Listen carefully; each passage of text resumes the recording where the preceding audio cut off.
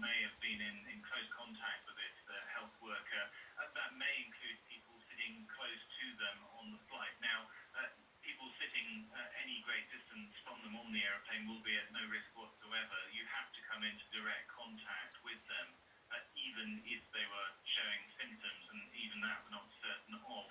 The question in my mind is how they approached the health authorities this morning.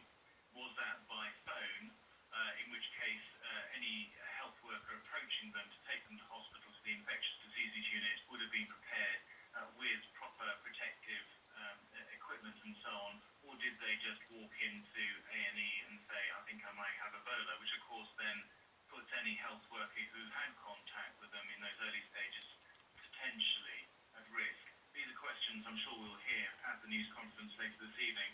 The other thing I just wanted to put people's mind at rest is that they won't be flown down from Glasgow to the Royal Free on a public flight. The protocol is for the RAF to have a specialist infectious diseases flight, and that will take them down in a proper bubble to ensure that virus cannot infect anybody else, including the aircrew, while they are on board.